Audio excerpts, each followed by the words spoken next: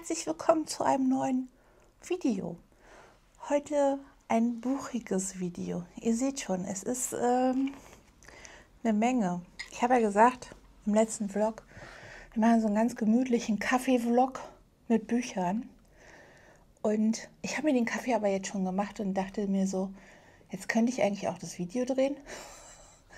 Und naja, jetzt seht ihr halt nicht, wie ich den Kaffee mache. Ist jetzt auch nicht so wild, würde ich sagen, weil es ist halt eine Taste am Automaten. Und da kippt man halt Milch rein und ein bisschen Pumpkin Spice Gewürz. Und dann schmeckt das ganz lecker. Ja, schmeckt lecker. So, kommen wir mal zu meinem Bücherstapel inklusive Handy. Wo übrigens auch natürlich ganz herbst-like ein Eichhörnchen drauf ist. Ne? Gehört dazu. Ich glaube, selbst das Eichhörnchen hat ein Pumpkin Spice Latte, weil, wenn ihr mal genau hinguckt, das hat eine Tasse in der Hand. Also, ich glaube, besser geht's nicht. Diese Bücher hier habe ich mir im September alle gekauft. Es sind 1, 2, 3, 4, 5, 6, 7, 8 Bücher. Ich habe 8 Bücher im September gekauft. 8. Wahnsinn. Ich glaube, so einen kaufwütigen Monat mit Büchern hatte ich lange nicht. Also wirklich lange nicht. Also, dass ich mal so 1, 2 Bücher in einem Monat kaufe, ja. Aber 8? 8 finde ich wild. Aber sie haben mich alle angesprochen. Und es gibt, glaube ich, eigentlich auch noch ein paar mehr. Aber ich sag mal so, der September ist fast rum. Wir haben heute den 30. September. Also unwahrscheinlich, dass ich heute noch ein Buch kaufen gehe. Der Oktober könnte noch mal wild werden. Wir schauen mal. Ich habe tatsächlich auch von diesen 8 Büchern schon einige gelesen.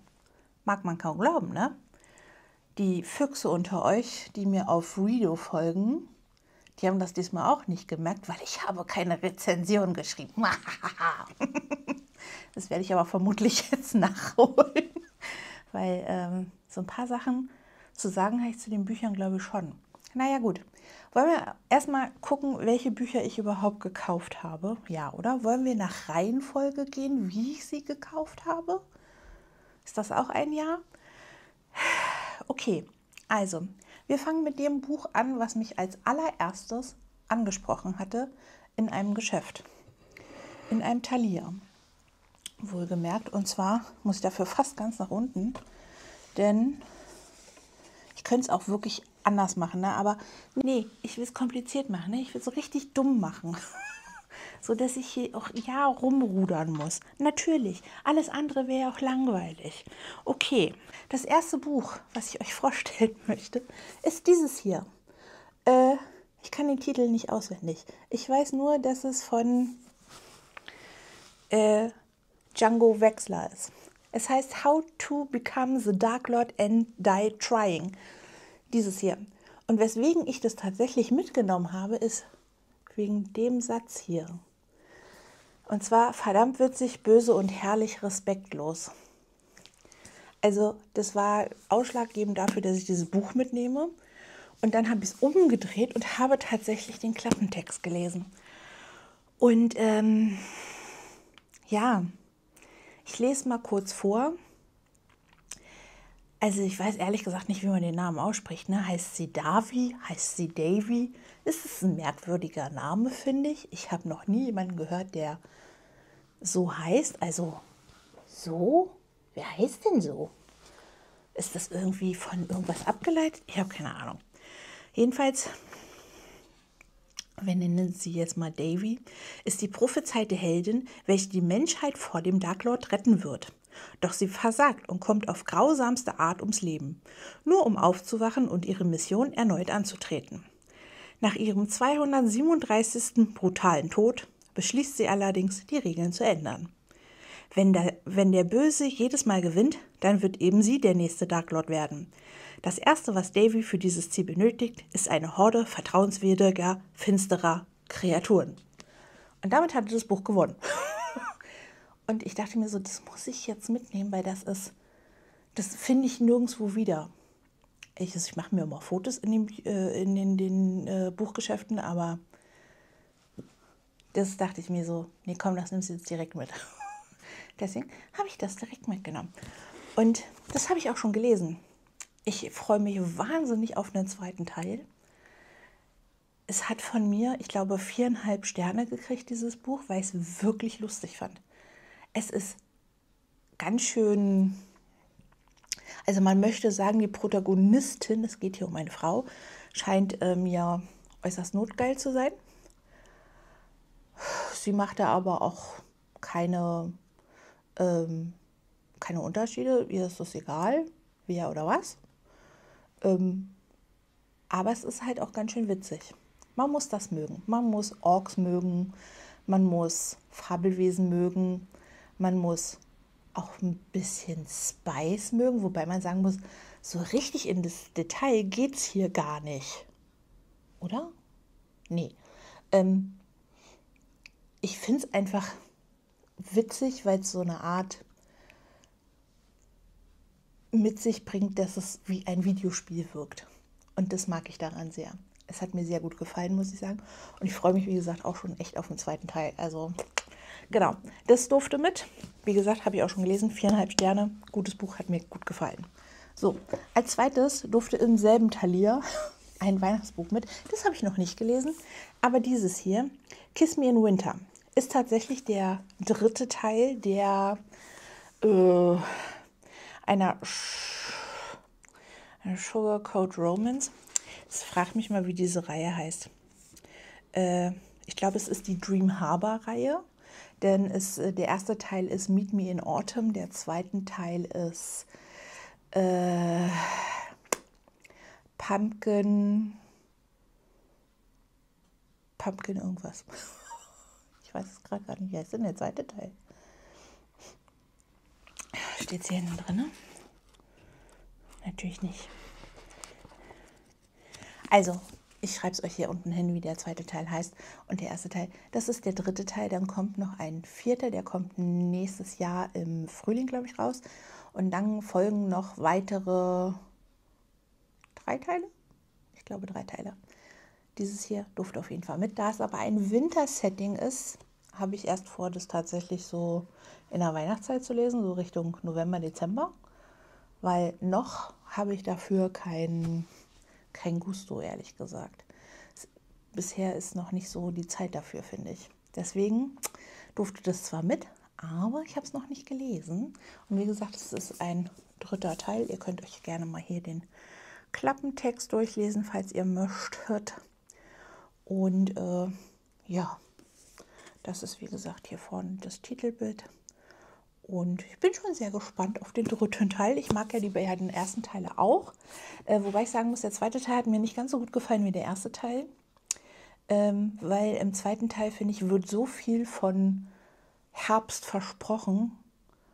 Und Herbst kommt irgendwie erst im letzten Drittel des Buches. Deswegen war ich ein bisschen enttäuscht worden.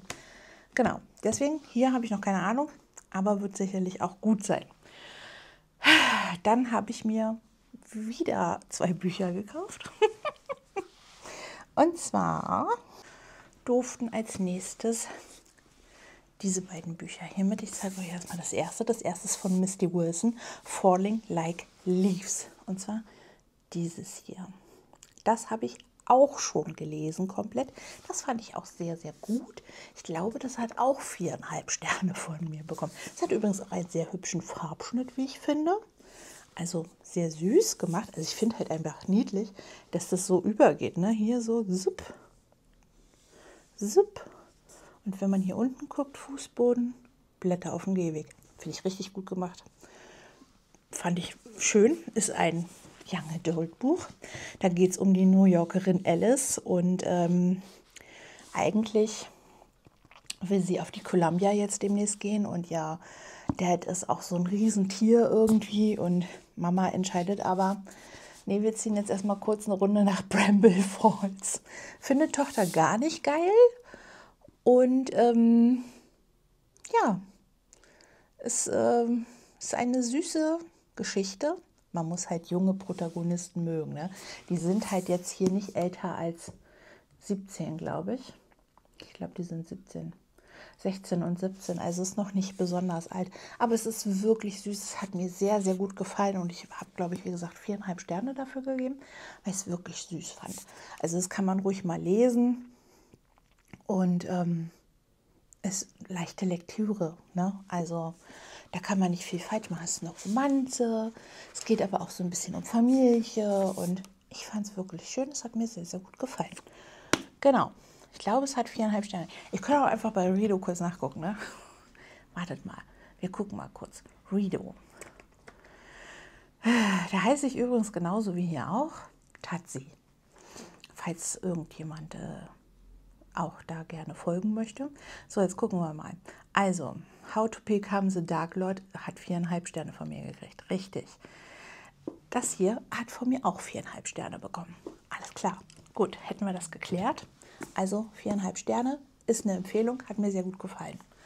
Das habe ich als nächstes gekauft. So, am gleichen Tag habe ich noch ein Buch gekauft. Und zwar von Sarah Beth Durst, The Enchanted Greenhouse, ein Schimmer der Hoffnung.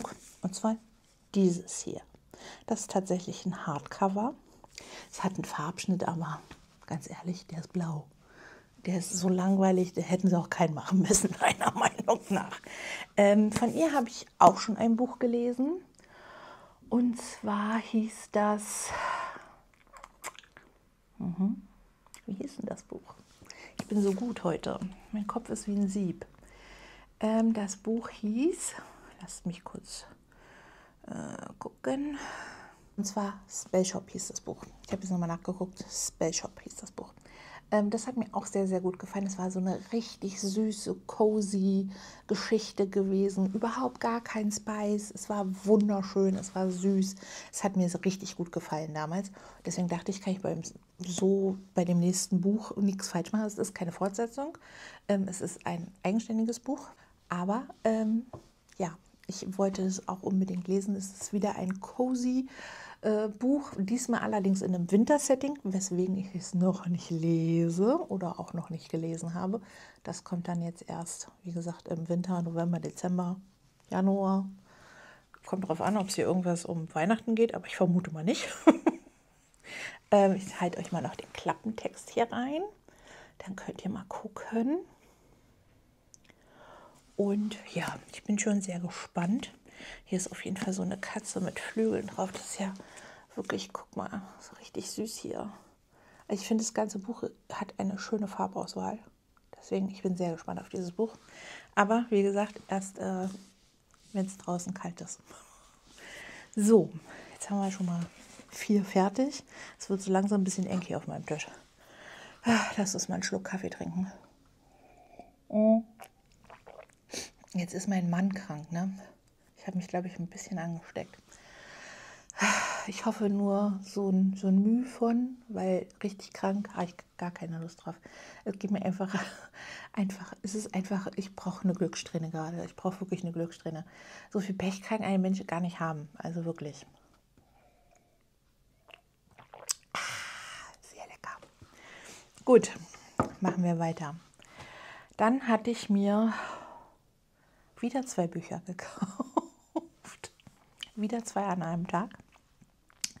Und zwar habe ich, war die Stimme kurz weg. Und zwar habe ich mir gekauft Cinnamon Sparks and Ginger Love.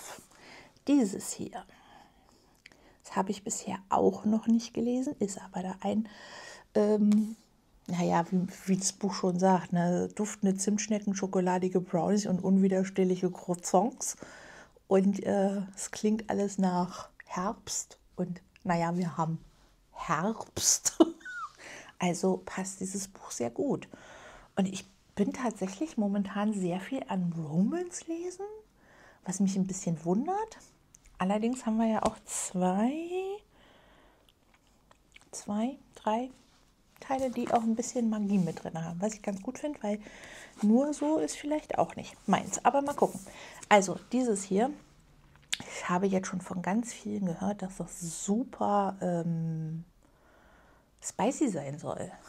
Ich bin gespannt, wenn ich ehrlich bin, ob das so spicy ist. Es hat echt viele Seiten. Ne? Es hat über 400 Seiten. Also schrifttechnisch finde ich es gar nicht so schlimm. Ist okay, groß. Aber irgendwie kommt es mir sehr viel vor. Naja, gut, wir werden sehen. Ich bin schon sehr gespannt auf dieses Buch. Mal gucken. Schauen wir mal. Werde ich vielleicht als nächstes lesen. Aber ich habe noch ein Buch gelesen, was ich mir am selben Tag gekauft habe, wie dieses hier. Und zwar Spookily Yours, eine Pumpkin Love Story. Also ein Herbstbuch.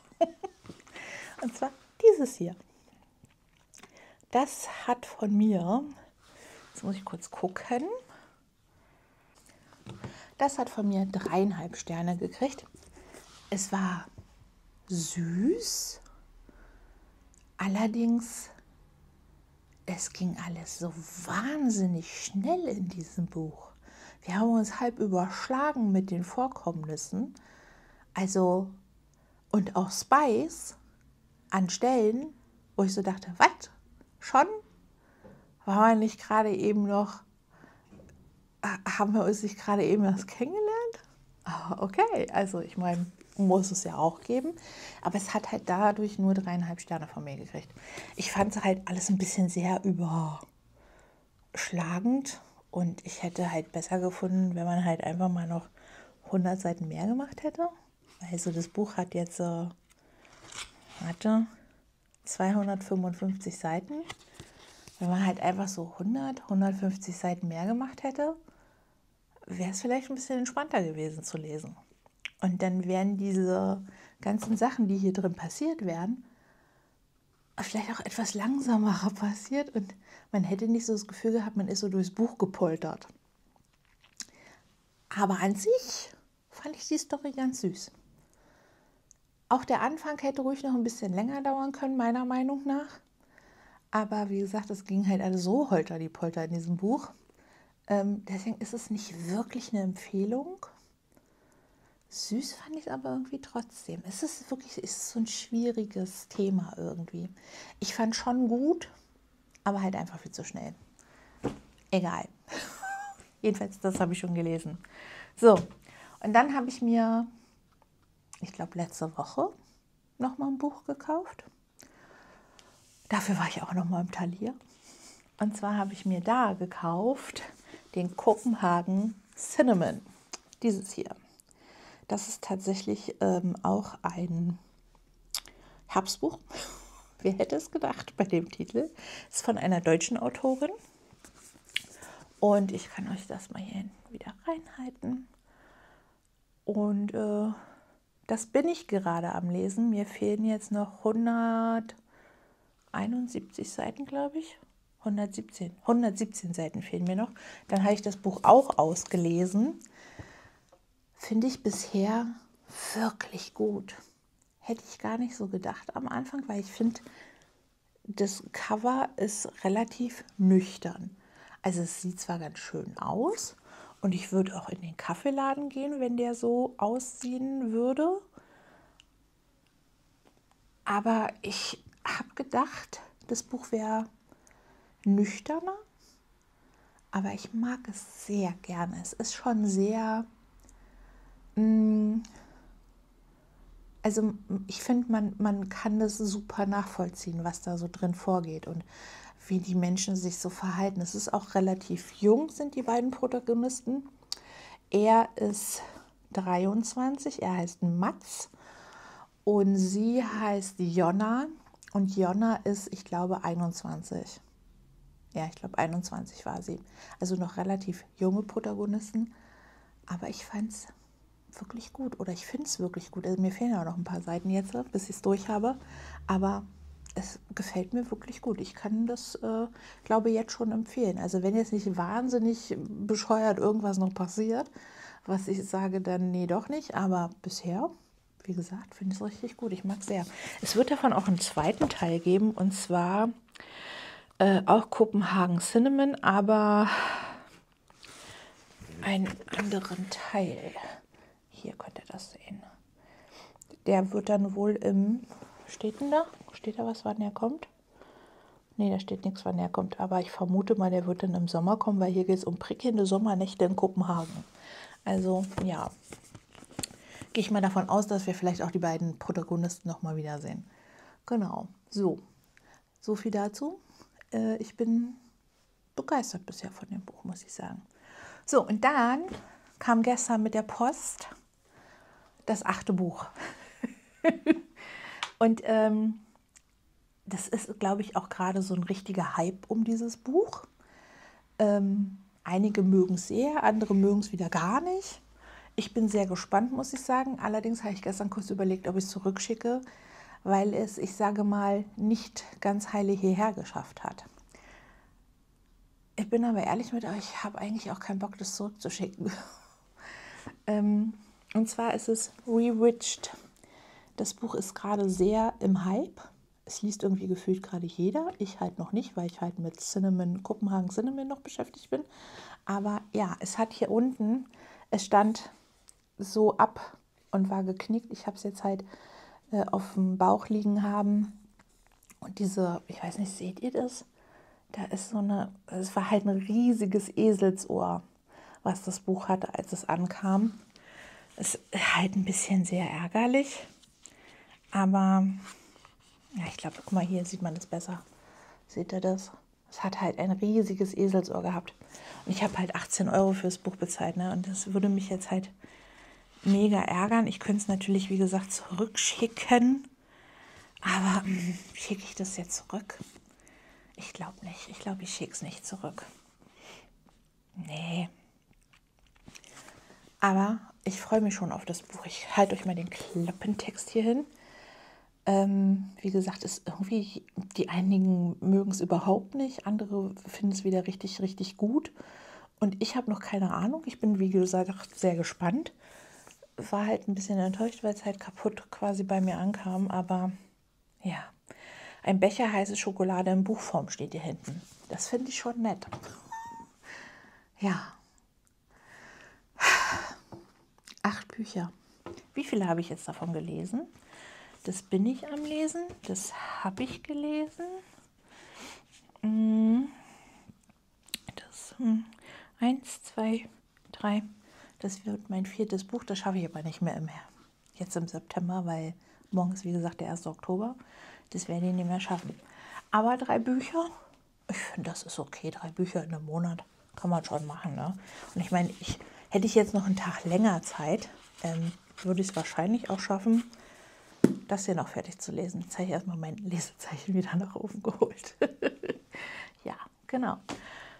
So, Freunde, das war's. Das Video geht echt lang, 23 Minuten. Und ich habe nur über 8 Bücher geredet. Da wisst ihr Bescheid, ne?